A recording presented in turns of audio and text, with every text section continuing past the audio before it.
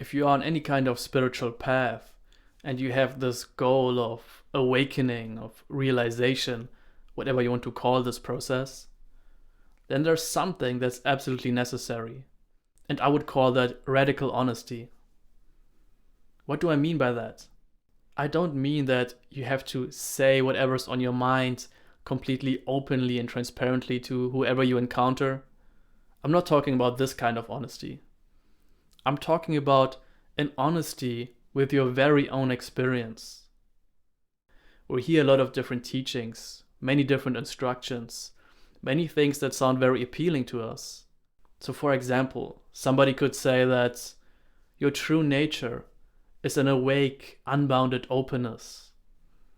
And while that does point to something true about your experience, you might not necessarily notice that. Your experience might not appear like this awake, unbounded openness. And if it doesn't appear to you like that, if you feel like that's just a description which doesn't resonate with you, then you don't need to fixate on that. You don't need to take your experience and make it fit that description. If you do that, you're simply imposing an image that you have, some kind of abstract idea about what your experience should look like, and you're then trying to manipulate it into being that way. But that really won't help you at all, because all you're really doing there is just attaching yourself to an image you have, to an idea, and you won't notice what's actually true about your experience. And we have to remember that at the end of the day, any kind of genuine awakening is not about getting some kind of improved state, of transforming yourself as a body-mind, of having some kind of mystical experience. What matters is noticing what's true about your experience, not what you want to be true about it. If it's just some kind of idea you have, and you try to map that onto your experience, then of course that idea, that effort you make of trying to make your experience appear a certain way won't last.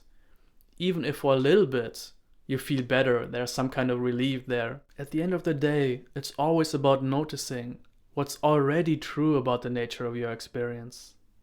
The claim is that this experience you're having right now is absolutely transcendental. It's not what you believe it to be. But you don't get to notice that if you just adopt this as a kind of belief, because your mind won't accept that. Maybe in the short term you can fool yourself and think, oh wow, everything is just made out of this transcendental light.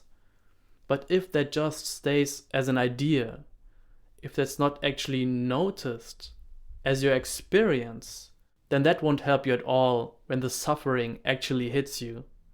Because then all you're doing is attaching yourself to a kind of feel-good idea.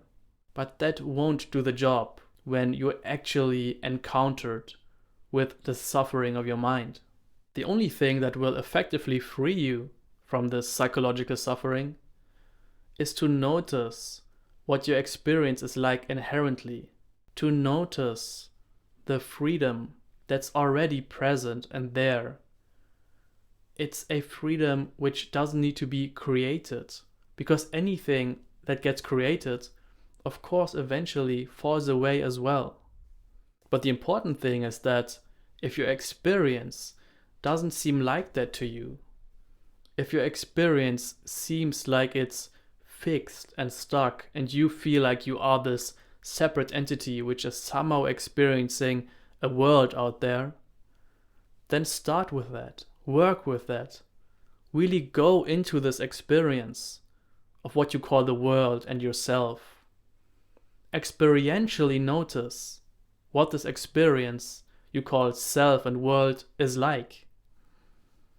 This is not about using more concepts at the end of the day, or adopting a new kind of idea. Your false beliefs about what you really are and what the world really is don't get uprooted by adopting a new kind of belief system. They only get uprooted by seeing what the nature of your experience is actually like. That will clearly falsify these limiting beliefs you have.